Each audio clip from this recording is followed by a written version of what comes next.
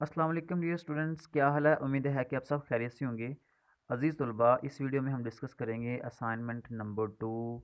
Completely solve शुदा है, ठीक है, हैंड रिटन फॉर्म में है और इसमें कोई मिस्टेक नहीं है। इंशाल्लाह मैं यहाँ पे आपके साथ बोलता जाऊँगा, क्वेश्चन जो ना उसका सोल्यूशन बोलता जाऊँगा ताकि आपको लिखने में कोई दिक्कत ना हो, कोई परेशानी ना हो, ठीक है। तो क्वेश्चन नंबर 1 का ए पार्ट है, find A B C and D. तो हमारे पास दिया हुआ है एक ये वाला मैट्रिक्स दिया हुआ है, एक ये वाला मैट्रिक्स दिया हुआ है। इन दोनों को हमने करना है मल्टीप्लाई। क्या करना है? मल्टीप्लाई करना है। तो मल्टीप्लाई कैसे करेंगे? हमने ये जो फर्स्ट रो है इसको आपने करना है पहले फर्स्ट कॉलम से, फिर दूसरे कॉलम से। जब आप फर्स्ट कॉलम से करेंगे तो पहला नंबर 1 को ए के साथ मल्टीप्लाई करेंगे, 2 को सी के साथ मल्टीप्लाई करेंगे। तो 2 के साथ माइनस भी है तो साथ में आपने ये माइनस भी लगाना है, ठीक है। 1 को ए के साथ मल्टीप्लाई किया तो 1a, 2 को सी के साथ मल्टीप्लाई किया तो 2c, 2 के साथ माइनस भी है तो आप लोगों ने माइनस लगा लेनी है, ठीक है। उसके बाद अब हमने फर्स्ट रो है उसको आपने सेकंड कॉलम से भी मल्टीप्लाई करना है, ठीक है। फर्स्ट रो सेकंड कॉलम, तो 1 को बी के साथ मल्टीप्लाई किया 1b आ गया, 2 को डी के साथ मल्टीप्लाई किया तो 2d, 2 के साथ माइनस भी है तो माइनस भी लगाएंगे। इसी तरीके से अब हम सेकंड रो लेंगे, तो सेकंड रो फर्स्ट कॉलम, ठीक है। 2 को ए के साथ मल्टीप्लाई किया 2a, 3 को सी के साथ मल्टीप्लाई करेंगे 3c आ जाएगा। एंड इसी तरीके से सेकंड कॉलम के साथ मल्टीप्लाई करेंगे, 2 को बी के साथ मल्टीप्लाई किया 2b, 3 को डी के साथ मल्टीप्लाई किया 3d आ जाएगा, ठीक है। आई होप कि आप लोगों को ये क्लियर हो गया होगा। तो ये तो था मल्टीप्लिकेशन। अब इनको हम आगे फर्दर सॉल्व करते हैं। देखिएगा, दो मैट्रिक्स हैं, एक ये वाला मैट्रिक्स है, एक ये वाला मैट्रिक्स है और दरमियान में इक्वल का साइन है, बराबर की लामत है। तो इसका मतलब क्या हुआ? ये दोनों मैट्रिक्स इक्वल हैं। दोनों मैट्रिक्स इक्वल का मतलब क्या होता है? उसका मतलब ये होता है कि जो फर्स्ट वैल्यू होती है ना, ये फर्स्ट वैल्यू के बराबर होती है, जो सेकंड वैल्यू होती है वो सेकंड के बराबर होती है, जो थर्ड वैल्यू होती है वो थर्ड के बराबर होती है, फोर्थ वैल्यू जो ना वो फोर्थ वैल्यू के बराबर होती है, ठीक है। तो ये इक्वल हैं, इसका मतलब क्या हुआ कि जो फर्स्ट वैल्यू है वो फर्स्ट के इक्वल है, उसको आपने यहाँ पे लिख देना और इसको इक्वेशन नंबर 1 का नाम दे देना। इसी तरीके से सेकंड वैल्यू सेकंड के इक्वल है, इसको आपने इक्वेशन नंबर 2 का नाम दे देना। थर्ड वैल्यू थर्ड के इक्वल है, इसको आप इक्वेशन नंबर 3 का, इसी तरह से इक्वेशन नंबर 4 का नाम दे देना है। तो ये इक्वेशंस आप लोगों ने लिख लेनी है, ठीक है। अब उसके बाद आप लोगों ने इनको सॉल्व करना है। सॉल्व कैसे करना है कि ए बी सी और डी की वैल्यू हमने निकालनी है। A B C and D की वैल्यू निकालनी है। तो हमने किया क्या, इक्वेशन नंबर 1 को 2 से मल्टीप्लाई कर देना है, ठीक है, इक्वेशन नंबर 1 को, और इक्वेशन नंबर 3 से सब्ट्रैक्ट कर देना है। इक्वेशन नंबर 3 से क्या करना है? सब्ट्रैक्ट कर देना है। तो होगा क्या, देखिएगा, क्वेश्चन नंबर 1 को 2 से मल्टीप्लाई करेंगे तो ये हमारे पास क्या आएगा, 2a minus 4c equal to 2 आएगा ना। तो यहाँ पे देखिएगा, ये यहाँ पे 2a बनेगा ना, तो 2a बनेगा तो यहाँ पे 2a दिया हुआ है, इनको हम सब्ट्रैक्ट करेंगे तो 2a से कैंसिल हो जाएगा। तो हमारे पास बाकी c की वैल्यू आएगी। किसकी वैल्यू आएगी? c की वैल्यू आ जाएगी। तो यहाँ पे चेक कर लीजिएगा, 2a से कैंसिल हो गया और -4 में से 3c निकाल देंगे, बाकी माइनस का c रह जाएगा, और -3 में से 2 निकाल देंगे, बाकी माइनस का 1। अब ये जो माइनस क्यों लगाई है, क्योंकि मैंने ऊपर लिख दिया है कि हमने इसको सब्ट्रैक्ट करना है, और सब्ट्रैक्ट करेंगे तो नीचे वाली जो अलामतें हैं वो हमने चेंज कर देनी है, ठीक है। तो c की वैल्यू हमारे पास आ जाएगी इक्वल टू 1, माइनस माइनस से कट जाएगा। उसके बाद अब c की वैल्यू हमारे पास 1 आ चुकी है। इसको आप लोगों ने क्या करना है, इक्वेशन नंबर 1 में पुट कर देना है। इक्वेशन नंबर 1 में पुट करेंगे तो c की जगह पे 1 आ जाएगा, और 2 को 1 से मल्टीप्लाई करें तो हमारे पास -2 आएगा, और -2 जो ना, इसको हम जब दूसरी साइड पे लेकर आएंगे इस साइड पे, तो हमारे पास 2 + 1 मतलब -2 इधर आके प्लस हो जाएगा, 2 + 1 = 3 होता है। तो a की वैल्यू हमारे पास आ गई 3। इसी तरीके से हम लोगों ने इक्वेशन नंबर 2 को मल्टीप्लाई करना है 2 से, और उसको सब्ट्रैक्ट करना है इक्वेशन नंबर 4 से, ठीक है, और इक्वेशन नंबर 4 से और इक्वेशन नंबर 2 में से, ठीक है। इक्वेशन नंबर 2 को 2 से मल्टीप्लाई करना है और इक्वेशन नंबर 4 को 2 में से माइनस कर देना है। तो ये इस तरह से मैंने इसको लिख देना है, इक्वेशन नंबर 4 है, ठीक है, और इक्वेशन नंबर 2। तो इक्वेशन नंबर 2 और इक्वेशन नंबर 4 को आपने क्या करना है, सब्ट्रैक्ट कर देना है। तो ये आप लोगों की मर्जी है, चाहे इक्वेशन नंबर 4 ऊपर लिखें, चाहे इक्वेशन नंबर 2 ऊपर लिखें, इससे कोई गलती वगैरह नहीं होगी, ठीक है, मिस्टेक नहीं होगी इंशाल्लाह। और यहाँ पे देखिएगा 2b से कैंसिल हो जाएगा, ठीक है, क्योंकि क्योंकि हमने माइनस किया तो यहाँ पे ये माइनस आएगा और यहाँ पे ये प्लस आ जाएगा 3 के साथ, और 2 के साथ भी माइनस आ जाएगा, लामते चेंज कर देनी है। जब हम सब्ट्रैक्ट करते हैं तो लामते चेंज कर देते हैं। तो ये हमारे पास आ जाएगा -d = -2, और माइनस माइनस से कट जाएगा, बाकी हमारे पास आ जाएगा d = 2, ठीक है। अब d की वैल्यू जो ना इक्वेशन नंबर 2 में पुट कर देनी है। इक्वेशन नंबर 2 में पुट करने से हमारे पास d की जगह पे हमारे पास आ जाएगा 2, और 2 को 2 से मल्टीप्लाई करेंगे हमारे पास आ जाएगा -4, और -4 को जब हम दूसरी साइड पे लेकर जाएंगे तो हमारे पास आ जाएगा =4, ठीक है। तो ये इस तरह से हमारे पास a की वैल्यू, b की वैल्यू और c की वैल्यू और d की वैल्यू हमारे पास सारी की सारी आ जाएंगी, ठीक है। अब हम करते हैं क्वेश्चन नंबर 1 का b पार्ट। तो यहाँ पे discuss the validity of following statements if the statement is always true, explain why, if not give examples। तो ये जो क्वेश्चन है ये इम्पोर्टेंट भी है, ठीक है, और बहुत सारे लोग जो ना यहाँ पे मिस्टेक कर जाते हैं, तो इट्स वेरी इंपॉर्टेंट, हम इसको डिस्कस करते हैं। If a and b are 2 by 2 diagonal matrix and then a plus b is a 2 by 2 diagonal matrix। तो देखें, वो कहता है कि ए और बी दोनों जो ना वो 2 by 2 मैट्रिक्स हैं, डायगोनल मैट्रिक्स, और अगर उनको ऐड करें, ए प्लस बी करें, तो जो हमारे पास आंसर आएगा वो भी 2 by 2 डायगोनल मैट्रिक्स ही होगा। तो इसका सोल्यूशन हमारे पास है, this statement is true because 2 matrix can be added only if they have same dimensions. तो याद रखना है, जब दो मैट्रिक्स जो ना उनकी डायमेंशन सेम हो तभी हम उनको ऐड कर सकते हैं। मतलब ए मैट्रिक्स है ना, वो भी 2 by 2 का ही है, बी मैट्रिक्स है वो भी 2 by 2 का ही है, फिर ही हम उनको ऐड करेंगे और उसका जो आंसर आएगा वो भी बिल्कुल 2 by 2 वाला ही आएगा, ठीक है। तो इस तरह से हम कह सकते हैं, if A and B are two matrix of 2 by 2, after addition a plus b we have new matrix c of the same dimension as a and b। तो जो हमारे पास a और b को ऐड करने से जो थर्ड मैट्रिक्स c आएगा उसकी डायमेंशन भी बिल्कुल वैसी होगी जैसे a की है और b की है। इसी तरीके से सेकंड क्वेश्चन है, if a and b are 2 by 2 diagonal matrix then a plus b = b plus a। तो आप इसको एग्जाम्पल से सोल्व कर सकते हैं। This statement is also true because both a matrix a matrix and b matrix have same order. तो दोनों का जो ऑर्डर है 2 by 2 है वो सेम है। अब इनको अगर ऐड करें, लेट्स सपोज मैं a मैट्रिक्स ये वाला ले लेता हूँ और b मैट्रिक्स ये वाला लेता हूँ, इनको हम करना है ऐड a plus b, और यहाँ पे भी दोनों मैट्रिक्स को ऐड कर देंगे। 5 और 1 6, 2 और 0 2, 3 जमा 3 6, 0 जमा 1 1, ठीक है। पहली वैल्यू पहली के साथ ऐड हो जाएगी, दूसरी दूसरी के साथ, तीसरी तीसरी के साथ, चौथी चौथी के साथ ऐड हो जाएगी, ठीक है। Similarly b plus a = 5 0 3 1 plus 1 2 3 0। यहाँ पे पहले हम क्या करेंगे, बी मैट्रिक्स लिखेंगे, ठीक है, क्या करेंगे, बी मैट्रिक्स लिखेंगे, फिर ए मैट्रिक्स लिखेंगे, दोनों को करेंगे ऐड। तो वो ऐड ऐसे करेंगे, पहली रकम पहली के साथ 5 और 1 6 आ जाएगा, दूसरी दूसरी के साथ ऐड करेंगे 2 आ जाएगा, तीसरी तीसरी के साथ ऐड करेंगे, ठीक है, तो हमारे पास 6 आ जाएगा। 1 को 0 के साथ ऐड करेंगे तो 1 आ जाएगा। तो ये हमारे पास एडिशन है, इनको हमने ऐड कर लिया। तो पहला ऊपर वाला क्वेश्चन देखें, आंसर देखें, बिल्कुल सेम ही यहाँ पे भी आंसर आया है। तो इसका मतलब क्या हुआ कि a plus b = होता है b plus a के, ठीक है। उसके बाद थर्ड पार्ट है, if a and b are 2 by 2 upper triangle matrix then a b is 2 by 2 upper triangle matrix.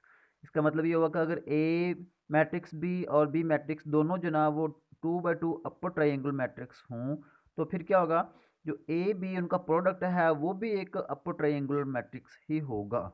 तो इसकी हमने स्टेटमेंट को देखते हुए हम क्वेश्चन सॉल्व करेंगे। तो इस ये बिल्कुल स्टेटमेंट ट्रू है, yes it is a true statement because A 2 by 2 matrix upper triangular, B 2 by 2 upper triangular matrix, इनका प्रोडक्ट लेंगे कि जो हमारे पास न्यू मैट्रिक्स आएगा तो वो भी हमारे पास क्या होगा, 2 by 2 ही होगा, अपर ट्राइंगुलर मैट्रिक्स। फॉर एग्जाम्पल ये हमारे पास ए मैट्रिक्स है, ये हमारे पास बी मैट्रिक्स है, इनको हमने करना है मल्टीप्लाई। तो मल्टीप्लाई करेंगे तो हमारे पास जो आंसर आएगा वो भी 2 by 2 अपर ट्राइंगुलर मैट्रिक्स आएगा। तो इन दोनों को मल्टीप्लाई करेंगे तो हमारे पास ये आंसर आ गया 3 + 0 1 + 15 0 + 0 0 + 10। तो देखिए ये हमारे पास आंसर आ गया। अब यहाँ पे आपको पता कैसे चलेगा कि अपर ट्रायंगुलर मैट्रिक्स है। तो देखिएगा ये हैं डायगोनल मैट्रिक्स, डायगोनल वैल्यूज़।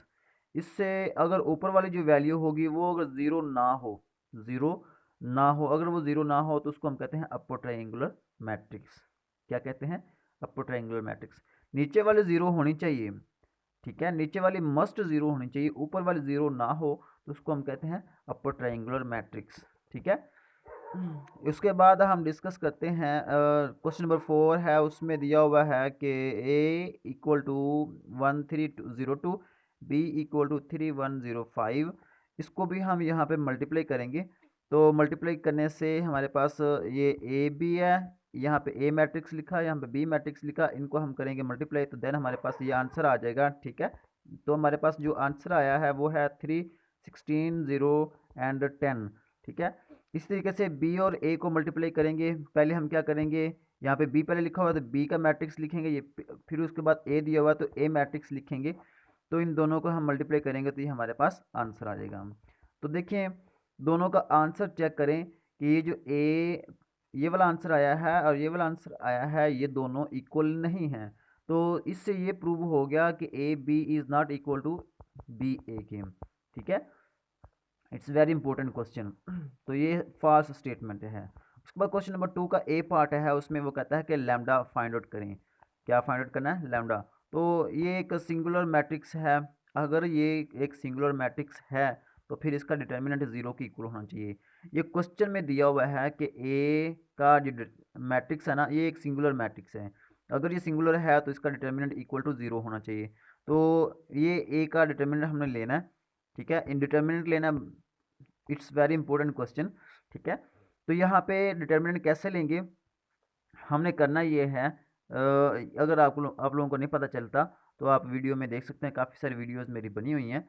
तो आप सर्च करेंगे डिटर्मिनेंट बाय आसिफ, ठीक है, तो आपको मिल जाएंगी वहाँ पे।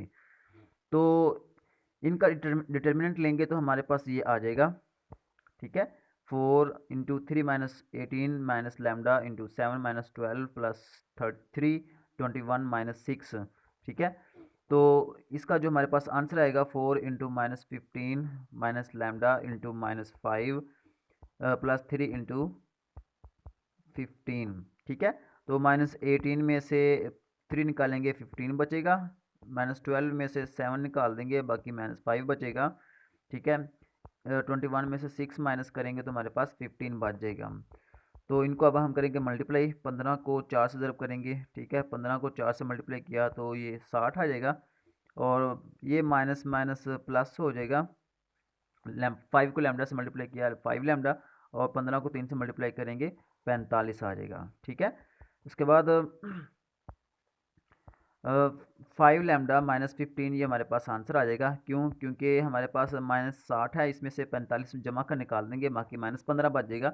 तो और ये 5 लैम्डा जो है ना ये वैसे का वैसे आ जाएगा, ठीक है। तो अकॉर्डिंग टू गिवन कंडीशन आपको पता ही है कि यहाँ पे जो डिटर्मिनेंट है वो इक्वल टू ज़ीरो लेना है। क्यों ज़ीरो लेना है? क्योंकि क्वेश्चन में कह दिया कि जो मैट्रिक्स है वो सिंगुलर है। तो ये जो -15 है ये इधर आ जाएगा, प्लस का हो जाएगा और 5 1 5 5 3 15, तो यहाँ पे लैम्डा की वैल्यू कितनी आ जाएगी? 3 आ जाएगी, ठीक है। उसके बाद इसका बी पार्ट है, क्रैमर रूल को यूज़ करते हुए हमने ये एक्स वाई एंड जी की वैल्यू फाइंड आउट करनी है।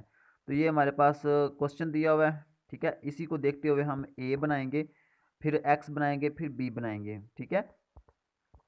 तो देखिएगा यहाँ पे मैं आपको बताता हूँ, ये जो 2 है यहाँ पे -1 है, यहाँ पे 1 है, यहाँ पे 4 है, यहाँ पे 2 है, यहाँ पे 3 है, यहाँ पे 3 है, -4 है, -1 है। तो ये सारी वैल्यूज़ आपने एक मैट्रिक्स में लिख देनी है, क्लियर है। उसके बाद यहाँ पे ये जो वैल्यू दी हुई है ना, ये बी की वैल्यू है 583, वो आपने बी की इक्वल लिख देनी है। और यहाँ पे हमने फाइंड आउट क्या करना है, एक्स वाई और जी फाइंड आउट करना है। उसको हमने एक्स वाई और जी को एक ब्रैकेट में क्लोज कर देना, मैट्रिक्स में लिख देना और उसको एक्स का नाम दे देना। एक्स का नाम क्यों देते हैं? क्योंकि हमने ये वैल्यूज़ फाइंड आउट करनी होती हैं, ठीक है।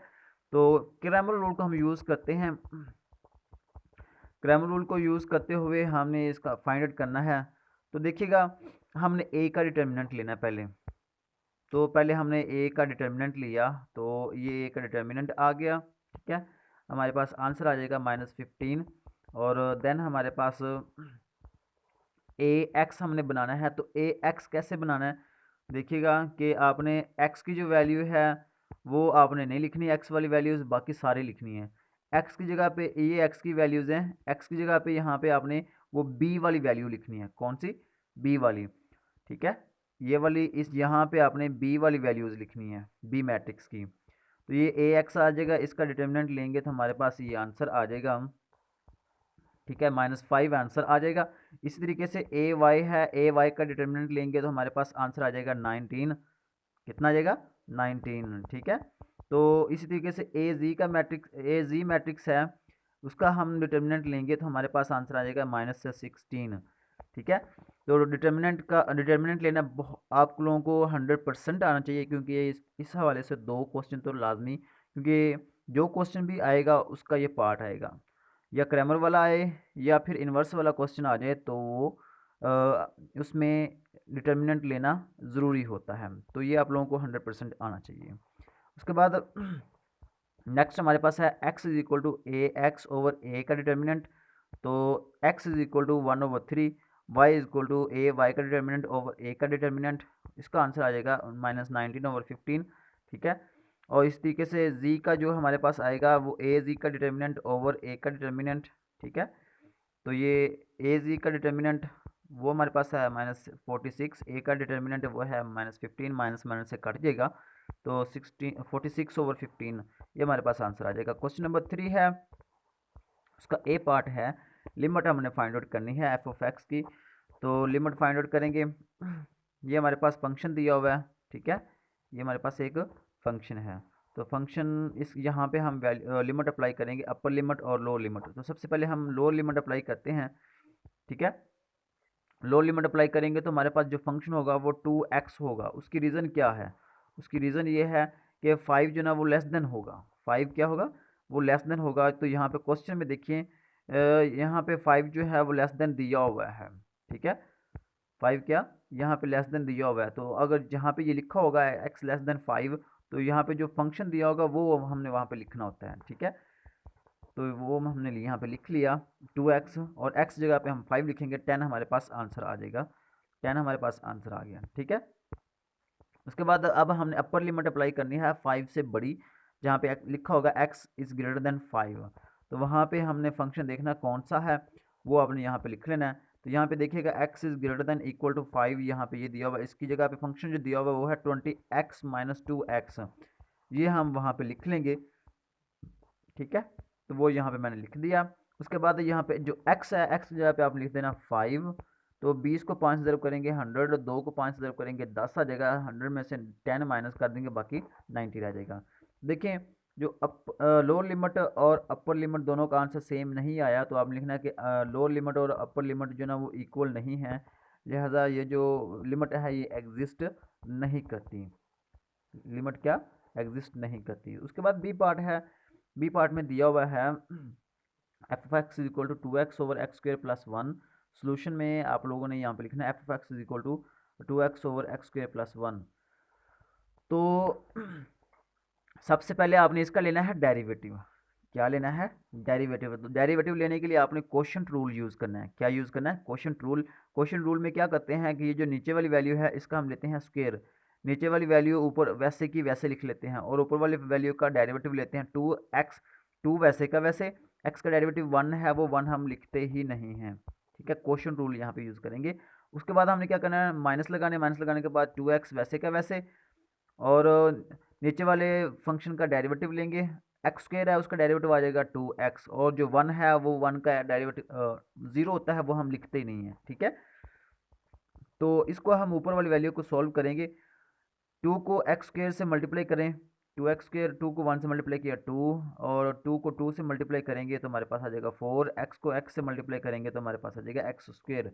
नीचे वाली वैल्यू वैसे ही रहेगी, नीचे वाली वैल्यू क्या दी हुई है, एक्स स्क्वायर प्लस 1 का whole square, X square plus 1 का होल स्क्वायर, ये वैसे की वैसे ही आ जाएगी, ठीक है। अब इनको हल करें, हल करेंगे तो देखिए यहाँ पे ये -4x² है, इसमें से प्लस के 2 निकाल देंगे, बाकी -2x² रह जाएगा, तो वो मैंने यहाँ पे लिख दिया। तो ये इसको हम दोबारा अगेन डेरिवेटिव लेंगे, ठीक है। अगेन दोबारा डेरिवेटिव लेंगे तो फिर यहाँ पे क्वोशंट रूल दोबारा यूज़ करेंगे। क्या यूज़ करेंगे? क्वोशंट रूल, ठीक है। तो क्वोशंट रूल दोबारा अगेन उसी तरीके से हमने करना है कि नीचे वाला जो फंक्शन है उसका स्क्वायर लेंगे, तो ऑलरेडी पहले स्क्वायर दिया हुआ, दोबारा स्क्वायर लेंगे तो पावर 4 हो जाएगी।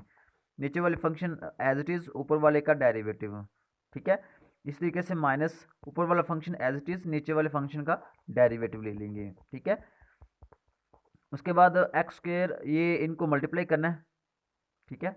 इन सब वैल्यूज़ को आप लोगों ने यहाँ पे इनको और इनको आपने इसका स्क्वायर लेकर मल्टीप्लाई कर लेना है, ठीक है ना।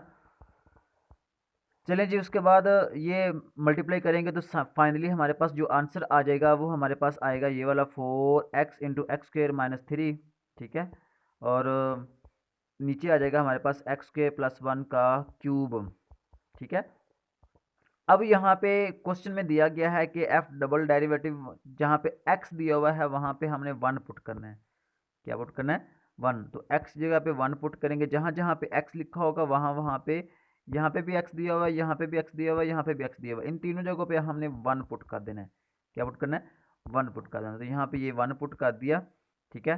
तो 4 को 1 से मल्टीप्लाई किया 4, और 1 का स्क्वायर लेंगे तो 1 आ जाएगा, उस -3 में से 1 निकाल देंगे, बाकी -2 रह जाएगा। 1 + 1, यहाँ पे 1 का स्क्वायर 1, 1 + 1 2, 2 का क्यूब आ जाएगा। तो ऊपर भी 8 है, नीचे भी 8 बन जाएगा, ठीक है।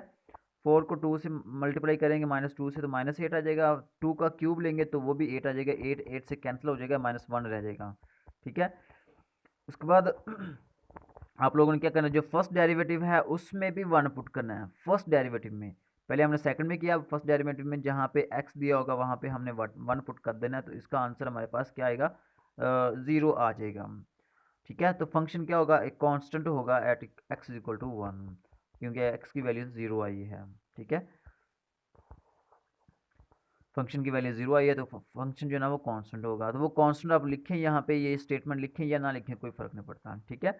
उसके बाद एक क्वेश्चन नंबर 3 का बी पार्ट है, उसमें दिया हुआ है कि f(x) = e⁻²x log of x, और 2x यहाँ पे इसका डेरिवेटिव लेंगे तो ये जो 2x है ये वैसे का वैसे आ जाएगा। log ऑफ x का डेरिवेटिव लेंगे तो वो 1/x होगा, प्लस प्लस क्या करेंगे, ये जो सेकंड फंक्शन है ये एज इट इज़ आ जाएगा। फर्स्ट का डेरिवेटिव लेंगे तो e⁻²x वैसे का वैसे, ऊपर वाले फंक्शन 2x का डेरिवेटिव लेंगे तो हमारे पास 2 आ जाएगा, ठीक है।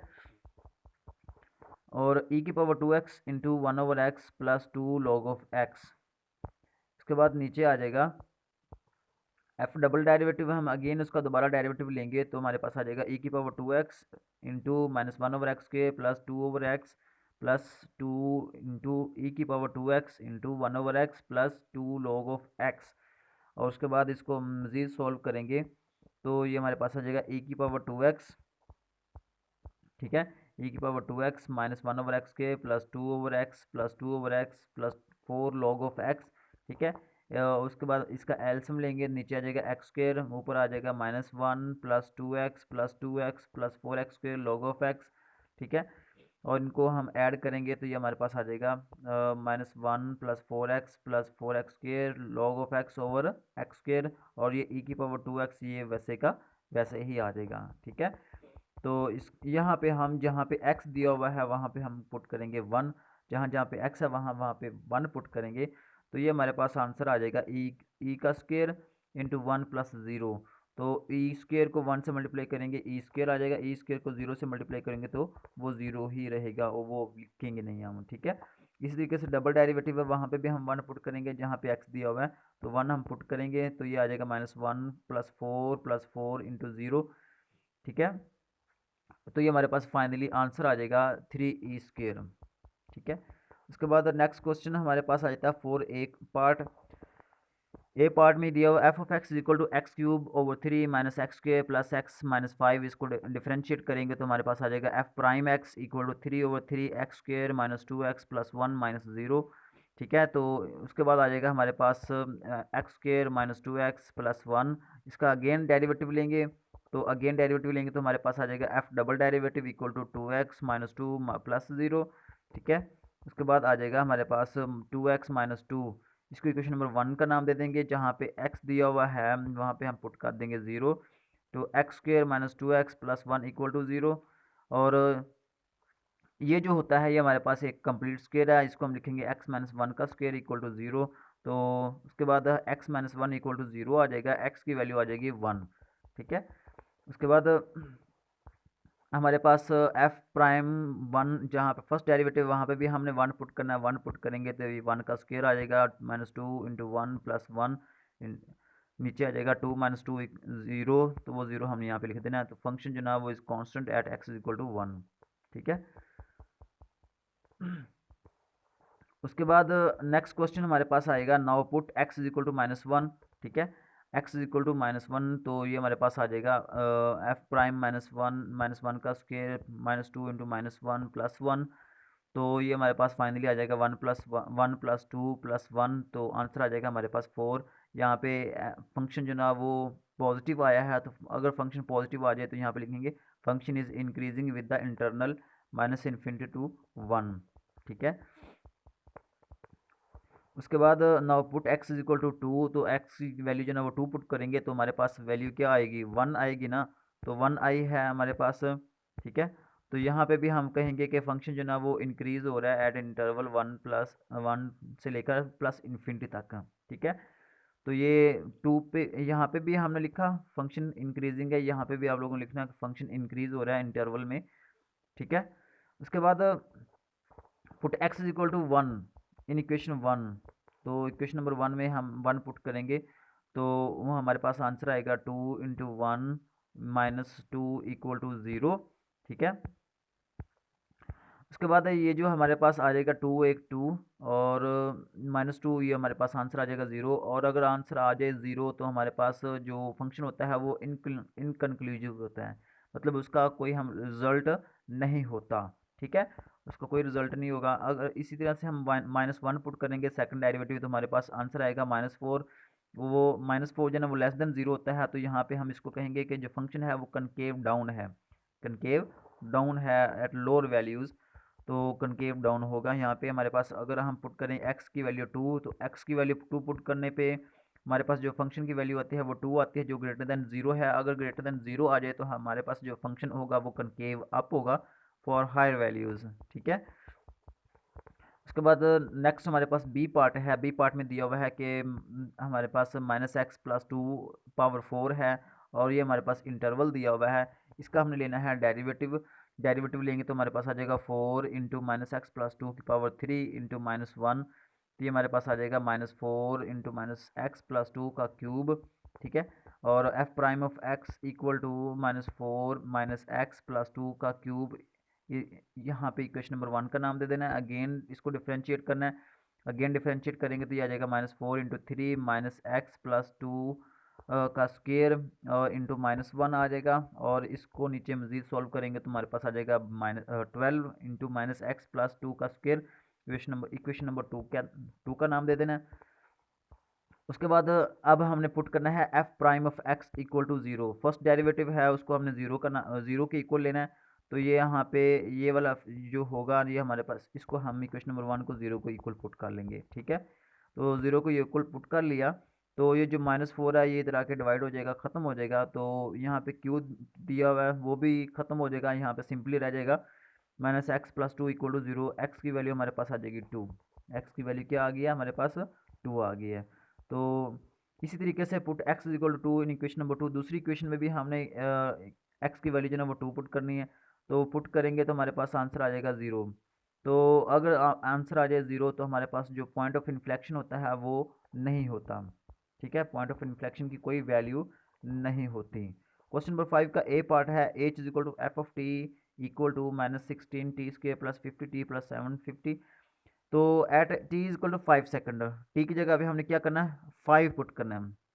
तो जहाँ जहाँ पे टी दिया गया है वहाँ पे हमने 5 पुट करेंगे। 5 का स्क्वायर 5, वहाँ पे हमने 5 पुट कर दिया तो हमारे पास फाइनली आंसर आ जाएगा 600। ठीक है। उसके बाद v is equal to D H over D T है। तो यहाँ पे हम डेरिवेटिव लेंगे, तो डेरिवेटिव लेंगे तो हमारे पास आ जाएगा minus 16 2 into T plus 50 plus 0। तो हमारे पास 16 × 2 32 टी आ जाएगा प्लस 50 आ जाएगा। और नीचे हमारे पास at t equal to 5 second, अगर आप टाइम जो ना वो 5 सेकंड हो तो एक्स टी की जगह पे हम 5 पुट करेंगे, और टी की जगह पे 5 पुट करेंगे तो हमारे पास ये टी की जगह पे 5 पुट किया 32 × 5 110 आ जाएगा। सॉरी 32 को 5 ज़रब करेंगे, उसमें से जो +50 है वो निकाल देंगे, बाकी हमारे पास आंसर आ जाएगा -110, ठीक है, -110। इसी तरीके से ए इज इक्वल टू एक्सेलरेशन जो होता है वो dv/dt होता है। तो dv की वैल्यू हम निकाल चुके हैं, वो ऑलरेडी हमारे पास ये दी हुई है, ठीक है। यहाँ पे ये वाली भी कह सकते हैं v is equal to dh/dt, ऊपर दी हुई है v की वैल्यू, वो आप लोगों ने यहाँ पे लिख लेनी है, ये वाली वैल्यू है, ठीक है, v की। इसका हमने लेना है डेरिवेटिव, डेरिवेटिव लेंगे तो हमारे पास जस्ट 32 आएगा, 50 का डेरिवेटिव लेंगे तो वो 0 आएगा, 32 ये हमारे पास a की वैल्यू आ गई, ठीक है, एक्सेलरेशन आ गया। क्वेश्चन नंबर बी 5 है, उसका बी पार्ट है y equal to F of X equal to X plus 4 power 5 है। तो यहाँ पे हम अगर x इक्वल टू 0 पुट करें तो हमारे पास क्या होगा, y की वैल्यू जो ना वो यहाँ पे x जगह पे 0 पुट किया तो 4 की पावर 5 1024 आ जाएगा, ठीक है। अगर y की power y equal to 0 put करें तो हमारे पास जो वैल्यू होगी वो 0, x की पावर x प्लस 4 पावर 5 वो इक्वल टू 0 आ जाएगी। यहाँ पे y की जगह पर 0 पुट करें तो ये वाला सारा फंक्शन 0 के इक्वल आ जाएगा, ठीक है, जो कि मैंने लिख दिया है। उसके बाद यहाँ पे x प्लस 4 इक्वल टू 0 आ गया, x जो ना 4 है वो इधर आ जाएगा, इधर आके -4 हो जाएगा, और यही हमारे पास आंसर आ जाएगा, ठीक है। x की वैल्यू हमारे पास -4 आ गई है। इसको आपने मज़ीद ग्राफ पे पुट कर लेना है, जो हमारे पास आंसर आए थे -4 और 0 0 और 1024 था, तो इसको आपने यहाँ पे ग्राफ पे शो कर लेना है, ठीक है। तो आई होप कि आप लोगों को ये असाइनमेंट की समझ आई होगी। मैंने इस वजह से बोला है ताकि आप लोगों को लिखते वक्त किसी किस्म की दिक्कत ना हो, ठीक है। आपको कोई वर्ड की समझ ना आए तो आप सुन सकते हैं, कम से कम आपकी असाइनमेंट जो ना वो 100% कंप्लीट हो जाएगी, किसी किस्म की कोई मिस्टेक नहीं होगी। तो आई मिलते हैं नेक्स्ट वीडियो में, तब तक के लिए अल्लाह हाफिज़।